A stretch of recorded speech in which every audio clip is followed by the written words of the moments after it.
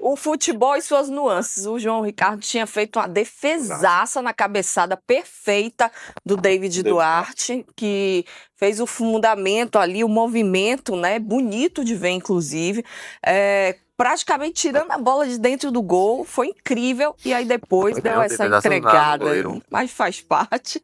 É bom para o Bahia, que mostrou sua força, fez um ótimo primeiro tempo, né? Eu acho que para um time que está voltando depois de 30 dias, eu até entendo que o torcedor questiona, o torcedor conversou com o Tony Júnior agora há pouco, representa alguns, né? Mas tem que ir com calma, gente. O time voltou agora, já voltou vencendo, classificado para uma semifinal, então tem que dar o crédito. A gente viu novamente de forma individual alguns jogadores se destacando. Bahia tem que dar o crédito mesmo. Pegou um adversário muito difícil e um jogo de mata-mata. Quem tá reclamando aí, pelo amor de Deus? Tem muita demais que reclamar, né? Tem que tomar na puxa. Atacando, né? E isso é importante porque o conjunto pesa, mas a individualidade acaba definindo alguns jogos. E aí esse resultado que deixa o Bahia classificado contra o Ceará, um jogo que também vai ser eletrizante, porque é mais um clássico do futebol nordestino e bota o tricolor aí, né? Na prateleira das competições. E Bahia e Ceará, os dois melhores times nordestinos atualmente. Competições que está disputando. Isso aí, Ju. Foi um jogo assim. Os primeiros 5 minutos, o time do Fortaleza entrou com energia ali, com intensidade muito grande. O Bahia demorou até para acordar. 4, 5 minutos, o Bahia não tinha passado do meio-campo, numa sequência de jogadas do Fortaleza, que marcou muito forte a saída. E um jogo pegado, competitivo, que o Fortaleza colocou, o Bahia foi acordando, né? O Bahia começou a vibrar, dividir bolas. O árbitro também foi muito pressionado o tempo inteiro. Um jogo assim com clima de decisão. E às vezes não é fácil, Nilson. A equipe começa um pouco dispersa para entrar no jogo. No decorrer ainda, o Bahia conseguiu fazer isso. A partir ali dos 15 minutos começou a equilibrar, 15 e 20, de 20 em diante. Acho que o Bahia foi superior, foi criando as oportunidades, teve uma muito boa com o Juba. Esse lance aqui do segundo pênalti foi marcado e foi voltado atrás pro Bahia. É muito polêmico, né? Porque, tipo assim, o juiz, ele poderia, o certo, já que era duvidoso o pênalti, ele poderia deixar o jogo rolar. A bola sobrou com o time do Bahia ainda. O Bahia poderia fazer o gol no rebote. Ele para o jogo imediatamente em um lance perigoso para dar o pênalti. E nem convicção ele tinha de ser pênalti ou não. Um rebote, bate na trave, a cabeçada do David, o pênalti. O Bahia começou a rondar muito mais a área do Fortaleza do que o Fortaleza do Bahia, mas era um jogo que em nenhum momento dava a sensação que seria tranquilo, porque tinha do outro lado um time organizado, interessado, muito ativo, que chegava também. O Bahia fez o 2-0 e virou o primeiro tempo, isso foi bom para o Ceni, para toda a equipe. Agora, era natural que o Fortaleza fosse correr atrás também, né? O Bahia teve a oportunidade de fazer o terceiro gol em alguns contra-ataques, teve uma penalidade máxima para mim, que deveria ter sido assinalada, um lance de interpretação, mas cabia o pênalti. E o Fortaleza conseguiu fazer o 2-1, colocou fogo no jogo, mas ainda assim o Bahia teve a oportunidade de fazer o terceiro, correu alguns riscos. Acho que o 2-1 disse mais ou menos o que as duas equipes fizeram. E aí o destaque individual, né? Acho que foi unanimidade na maioria, para a maioria das pessoas ali nos programas esportivos. O David Duarte fez uma partida impecável. Eu destaco também o Jean Lucas, fez um grande jogo. O time todo jogou bem, mas esses dois aí eu acho que ficaram acima. O Jean pela entrega, pela parte física e por tudo que produziu. E o David Duarte junto com a sua equipe, mas ele individualmente foi assim perfeito no jogo aéreo. Um cara que jogou muito também foi o Gilberto. O Gilberto jogou muito, ganhou todas ali. Lá, na verdade, o sistema defensivo do Bahia jogou muito, né?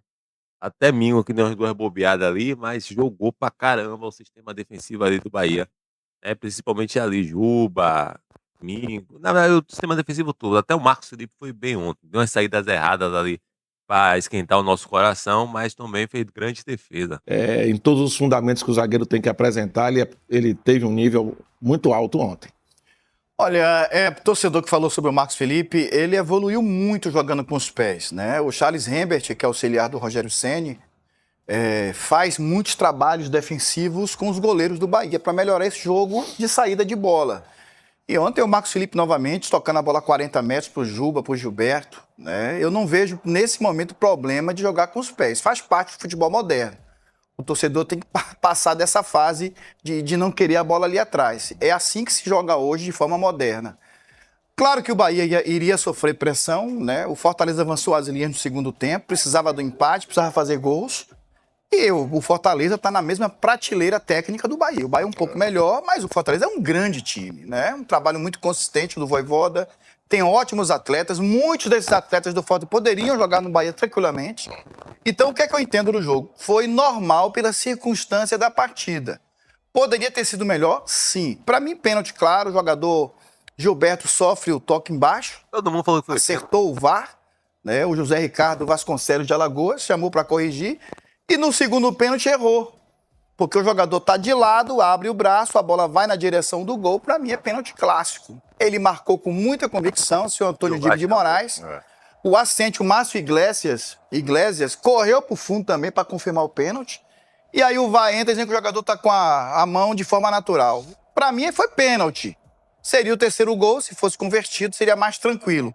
Mas essa questão do Bahia sofrer um pouco também, Juliano, o Bahia sofreu um pouco fisicamente, o torcedor falou que as mudanças não deram certo, nem todas as mudanças vai dar certo, o Bahia está voltando agora de um período de um mês de férias, mas no fritar dos ovos foi bem, foi melhor no primeiro tempo, o segundo tempo foi um pouco mais equilibrado, o Fortaleza acho até que jogou melhor no segundo tempo, mas valeu a classificação, o que era preciso ser feito foi feito, que é justamente classificar, porque o futebol é competição, não é exibição. Isso aí.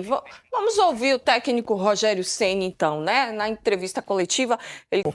Pelo que ele sinaliza ali, Ju, 2 contratações, ele fala de zagueiro e centroavante. E goleiro também, né? Goleiro, mas eu senti ele falar ali da lesão do Canu, que não vai voltar. No meio-campo ele tem peças, mas na frente ele tem carência. Tem sentido. Ao lado do campo, nem tanto, mas como o Lúcio optou por ser um extrema, e acho até que não foi um bom negócio, o William José tá sozinho ali com o Thiago. Tá grande, né? Tá grande. O Lúcio não tem a velocidade do Ademir, não tem o drible do Kaique, não tem 1 para 1 que tem o Pulga, e tem força. Mas ele não tem força para 40 metros. Ele não é um jogador que mantém a velocidade alta. Ele tem aquele ar. Eu acho que o Lúcio, falando um pouco aqui do Lúcio, eu acho que o Lúcio tem que jogar como 9. Acho que o lugar do Lúcio é jogando como um falso 9 ali. Porque nas pontas, como ele falou aí, eu acho que não vai ter chance do Lúcio nas pontas, não. Os pontas do Bahia é muito bem. E o Bahia tá recheado de pontas, né? Mas vamos ver aí o que é que vai se dar aí. O Thiago joga muita bola, mas ainda para o Bahia tá só necessitando dele e do William José aí, né?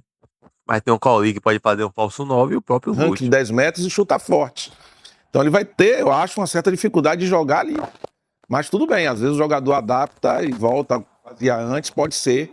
Mas veja aí que o Bahia deve estar em busca de um centroavante, um homem de centro, um zagueiro. E aí, como falou o Nilson, pode ser que um goleiro também esteja, mas viu o Rogério salientar aí, dar a dica dessas 2 posições. É o que o torcedor mais pede hoje, é o goleiro. Né? Porque o porque, William assim, José deu uma acalmada no ataque. Já é o artilheiro do ano, né, o William José, né? O torcedor, o Ceni falou uma coisa interessante há um mês atrás. Ele tem muitos jogadores que podem fazer com que renda mais até de um jogador que chega aqui para levar um período de adaptação, né, para o esquema de jogo, né? São muitos jogos. O Thiago, sem interromper, ele já incorporou. Ele entra em situações com uma certa dificuldade e age bem. Às vezes o torcedor fica muito naquela coisa das contratações, né? Muita gente acha que o City tem dinheiro para jogar fora, pode contratar jogador de 200, 300 milhões, e não é assim. Tem um orçamento anual para ser cumprido. Por exemplo, o City Torque está na 2ª divisão do Uruguai, né? Por que o Grupo City não faz o City Torque ser campeão uruguaio? Tem orçamento a cumprir. Tem cada contrato, tem suas cláusulas. Eles não podem simplesmente investir 1 bilhão novamente no Bahia. Então, assim, eles vão trazer bons jogadores, né? Eles não vão contratar jogador ruim, pé duro, mas com jogadores que o departamento de análise do clube entenda que vai somar, que esteja a aprovação do Rogério Ceni. Não serão muitas, mas serão contratações julianas que cheguem para disputar ou para ser titular.